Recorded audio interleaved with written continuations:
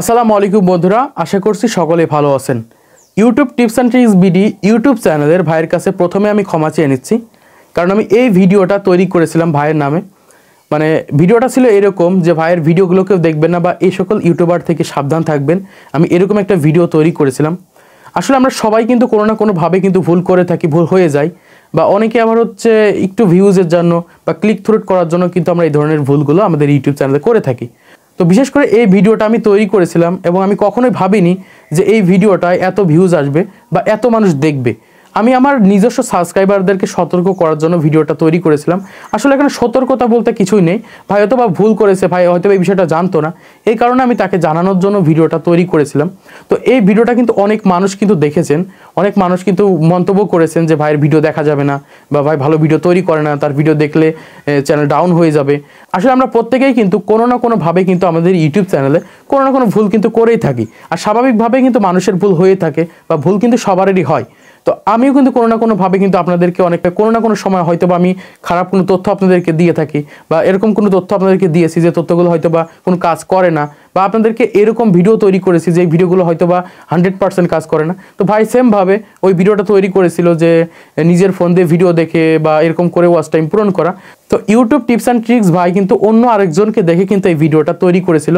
তো অন্য আরেকজন এই ভিডিওটা সেমভাবে তৈরি করেছিল বলে ভাইও ঠিক সেমভাবে ভিডিওটা তৈরি করেছিল। তো ভাইও কিন্তু জানে যে নিজের ফোন দিয়ে বা নিজের অন্যান্য ফোন দিয়ে ভিডিওগুলো দেখলে ভিডিওতে ওয়াচ টাইম ঠিকই হয়, হয়তো বা ইউটিউব ধরতে পারলো না, তাহলে কিন্তু কোনো সমস্যা হলো না।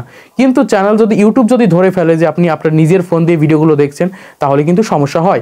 তো ভাইয়ের একটা বিষয়ের জন্য কিন্তু ভাইয়ের পুরো চ্যানেলকে আমি সাধারণত YouTube tips and tricks BD YouTube চ্যানেলের সামান্য একটা ভুলের জন্য হয়তো বা অনেকে ভাবছেন যে তার ইউটিউব চ্যানেলের ভিডিওগুলো দেখা যাবে না, বা তার ইউটিউব চ্যানেলের ভিডিও দেখলে হয়তো বা আমাদের চ্যানেল ফ্রিজ হয়ে যাবে, এমনটা না।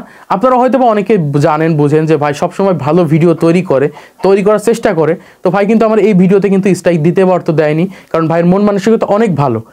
ভাই হয়তো বা জানতো না যে এই ধরনের ভিডিওগুলো তৈরি করলে এরকম প্রভাবটা পড়তে পারে একটা ইউটিউব চ্যানেলে। স্বাভাবিকভাবে কিন্তু সকল ইউটিউব চ্যানেলে প্রভাবটা পড়ে না, সামান্য কিছু ইউটিউব চ্যানেল আছে যেগুলো ইউটিউব সরাসরি দেখে বা ইউটিউব মনিটাইজেশন দেওয়ার সময় এই বিষয়গুলোর দিকে কিন্তু ফোকাস করে।